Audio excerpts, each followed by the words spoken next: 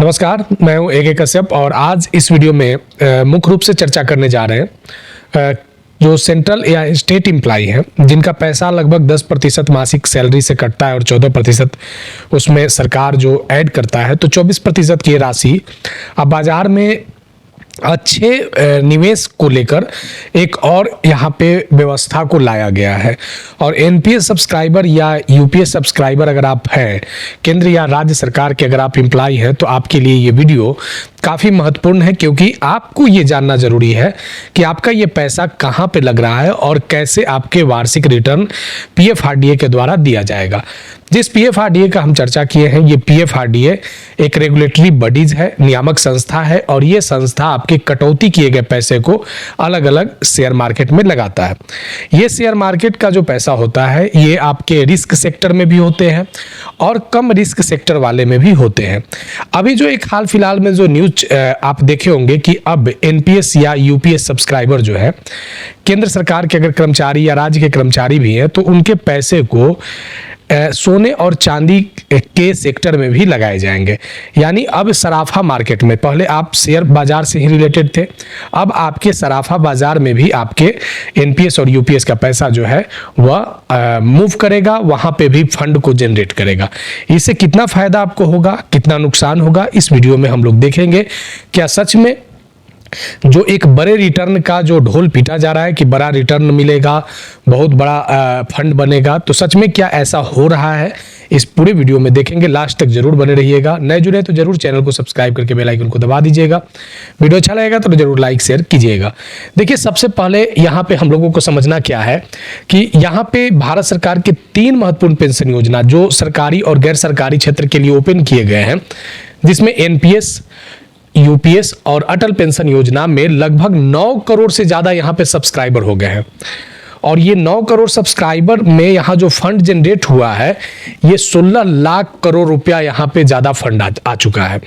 यानी NPS, UPS और अटल pension योजना में जो सब्सक्राइबर हैं, उनके पैसे अनुमान से 16 लाख करोड़ ज्यादा हो गया। आखिर ये ऐसा क्यों हो रहा है? यानी रिटर्न जो है, बाजार व्यवस्था में जो रिटर्न है, वह अनुमान से कहीं ज़्यादा तो नहीं मिल रहा है। तो सबसे पहले हम लोग इसी रिटर्न को देखेंगे जो एनपीएस में यहाँ पे हम लोग अवलोकन करेंगे कि 1 साल में कितना रिटर्न हमें दे रहा है, 3 साल में कितना, 5 साल में कितना, 7 और 10 साल में कितना। तब यहाँ पे समझने में ज़्यादा आसान होगा। ये हम स्कीम सी के टियर 1 में देख रहे हैं। यहाँ पे देखिए, जब आपका पैसा परसेंटेज जो 24% की राशि जो जमा होता है पीएफआरडीए में, उसमें आपका पैसा आदित्य बिरला जो है वो 8.08% आपको 1 साल में रिटर्न का आंकड़ा यहाँ पे पब्लिश हुआ है।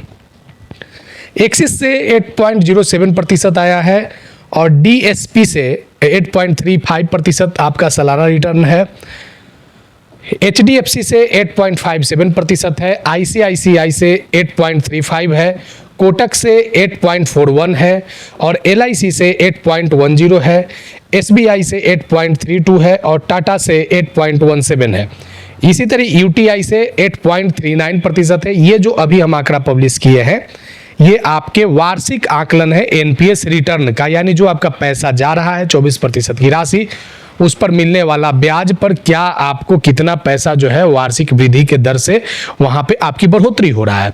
अब देखिए, यहाँ पे अगर हम अभी 1 साल के अलावे अगर 3 साल के डेटा पे चर्चा करें, तो यहाँ 3 साल पे भी आप देखेंगे क्या कि Aditya Birla, Axis, HDFC, ICIC, Kotak, LIC, SBI और टाटा यूटीआई में बहुत ज्यादा प्रतिशत की बढ़ोतरी नहीं हुआ है। लमसम एक ही डेटा के आधार पर, पॉइंट प्रतिशत के आधार पे थोड़ा सा इधर उधर डेटा रहा है 1 साल वाले रिटर्न में या 3 साल वाले रिटर्न में। अब यहाँ पे देखिए कि जो 5 साल वाला रिटर्न है, तो जब आप एनपीएस सब्सक्राइबर है और विगत 5 वर्षों से अगर आप सब्सक्राइबर है, तब आपके रिटर्न का आंकड़ा जहां 1 और 3 साल में लगभग 8% देख रहे थे वार्षिक या त्रिवार्षिक, तो यहाँ पे आप 5 वर्ष में अब जरा देखिए कि आदित्य बिरला का आप जो 5 साल पे जो रिटर्न आया है, उसका जब आकलन किया गया तो 6.73, एचडीएफसी का 7% और आईसीआईसी का 6.80, कोटक का 6.69, एलआईसी का 6.51, एसबीआई का 6.77 और यूटीआई का 6.56%। ये आपके 5 साल का रिटर्न। यानी यहाँ पे जैसे जैसे टाइम ड्यूरेशन बढ़ा है, रिटर्न यहाँ पे कम होने लगा है। अब देखिए 7 साल पे जरा चर्चा देखिए, 7 साल का अगर रिटर्न पे अगर आप चर्चा करेंगे तो यहाँ पे देखिए कि रिटर्न जो है आपका फिर वो 8% वाला जो आंकड़ा जो है वह जितने यहाँ पे जो आपके पैसे को रेगुलेट करते हैं वे सारे ऑर्गेनाइजेशन में आपका 8% या उससे अधिक जो है रिटर्न दिया है। 10 साल वाले में भी अगर आप देखेंगे तो एक अगर आप देख ले यहाँ पे कि कोटक को अगर छोड़ दे तो लगभग 7.99% को अगर छोड़ दे तो अधिकांशतः जो है वो 8% से ज़्यादा आपको रिटर्न दिया है। तो अब देखिए यहाँ पे अनुमान क्या है, अनुमान क्या है कि किस तरीके से फंड को और बेहतर बनाया जाए जिससे एनपीएस सब्सक्राइबर को और बेहतर फंड मिल सके। तो इसके लिए एक जो पीएफआरडीए ने एक रिलीज किया है एक लेटर, उसमें ये बात निकल कर आया है कि एनपीएस यूपीएस सब्सक्राइबर के जो पैसे होंगे अब जो निवेश किए जाएंगे वह ईटीएफ में भी निवेश किया जाएगा। यहाँ पे आप देख सकते हैं कि NPS fund can now investment in gold silver ETF. तो इस चीज को देखिए सबसे पहले समझना क्या है कि आखिर ऐसा क्यों हो रहा है कि ईटीएफ में पैसे को निवेश करने की बात इस बार आया है और किस तरीके से ईटीएफ में निवेश पैसा जो है एक अच्छा रिटर्न देगा, अब इसे भी समझने की जरूरत है। देखिए ईटीएफ का जो पैसा निवेश होगा वह निफ्टी 250 इंडेक्स के आधार पर होगा।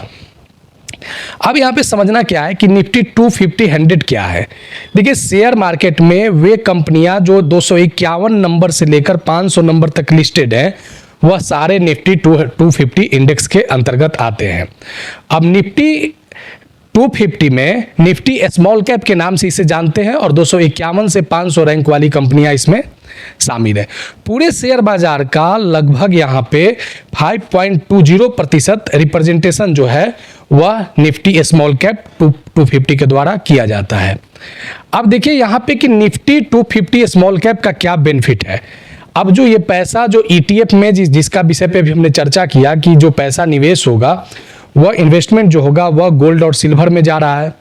अब गोल्ड और सिल्वर में जाने पे क्या होगा, कितना आपको रिटर्न मिलेगा, इस चीज को आप देख सकते हैं। देखिए 5 महत्वपूर्ण स्मॉल कैप इंडेक्स फंड के बारे में यहाँ पे हम चर्चा करेंगे। जो एक आप यहाँ पे सबसे पहले देख सकते हैं कि कौन से ऐसे 5 स्मॉल कैप इंडेक्स है। तो सबसे पहले यहाँ पे हम आदित्य बिरला के बारे में चर्चा करेंगे कि आदित्य बिरला का क्या रहा है। तो देखिए कम जोखिम में ज़्यादा रिटर्न की अगर आप चाहत रखते हैं तो Aditya Birla sun life small cap 50 index fund में बीते 3 साल में करीब 25.79% सालाना रिटर्न दिया है। 2 लाख रुपए का निवेश बढ़कर लगभग 3.98 लाख हो गया है और इसका जो फंड जनरेट हुआ है वह 3585 करोड़ का फंड जनरेट हुआ है। अब यहाँ पे इस चीज़ को आप देख सकते हैं कि Aditya Birla sun life Nifty small cap के जरिए ये जो पिछले कुछ आंकड़े हैं उस आंकड़ों पे ही हम चर्चा कर रहे हैं। ऐसे ये पूरा जोखिम आधारित होता है, लेकिन यहाँ पे अब एनपीएस का जो पैसा होगा वह ईटीएफ के माध्यम से जब स्मॉल कैप में लगेगा तो एक बेहतर रिटर्न मिलने की संभावना हो सकते हैं। अब यहाँ पे एक चीज और ध्यान देना है क्या कि जो पैसे इन्वेस्ट किए जा रहे हैं वह ज़्यादातर पैसे ऐसा ना हो कि ज़्यादा बड़ा जोखिम बाजार में चला जाए। तो इस चीज़ को हमेशा ध्यान रखा जाता है कि एक पैसे का जो रेशियो होता है उसी रेशियो को जोखिम बाजार में उतना ही कैपिटल को भेजते हैं। अब देखिए दूसरा axis Nifty small cap 50 index की फंड के बारे में बात कर रहा है। यह भी लगभग पिछले अगर डेटा पे बात करें तो 3 साल में लगभग 25.65 यानी 25.65% के आधार पर इसने भी सालाना रिटर्न पेश किया है। यह भी आपके जोखिम आधारित बाजार व्यवस्था से संबंधित रहते हैं। तीसरा जो है वह Motilal Oswal Nifty small cap 250 है। यह भी यहाँ पे 23.92 का सालाना रिटर्न दिया है। ईटीएफ के जरिए यही 250 के स्मॉल कैप में पैसे को लगाए जाएंगे ताकि एक बड़ा फंड को जनरेट किया जा सके एनपीएस में। अब देखिए यहाँ पे आईसीआईसीआई जो प्रू निफ्टी स्मॉल कैप है इसमें भी लगभग 3 साल में लगभग 23.80% का यहाँ पे वार्षिक रिटर्न दिया है। यह भी पूरे तरह से एकदम रिस्क मार्केट पे आधारित होता है। Nippon India Nifty small cap 250 जो देख रहे हैं यह भी आपको 23.52% के आधार पर ये वार्षिक रिटर्न दिया है। अभी जो 5 महत्वपूर्ण स्मॉल कैप का हमने चर्चा किया है 250 से रिलेटेड तो ये ठीक है, बाजार के अर्थव्यवस्था पे आधारित है, शेयर मार्केट पे आधारित है, जोखिम भरा हुआ भी है, लेकिन एनपीएस सब्सक्राइबर को मिलने वाले वार्षिक रिटर्न को कैसे ज़्यादा किया जाए, इसको लेकर पीएफआरडीए ने इस बार ईटीएफ को यहाँ पे लाया है। अब देखिए यहाँ पे एक चीज को यहाँ पे कि ये जो सर्क्यूलर जारी हुआ है, ये सर्क्यूलर जारी हुआ है एनपीएस, यूपीएस और अटल पेंशन योजना के तहत।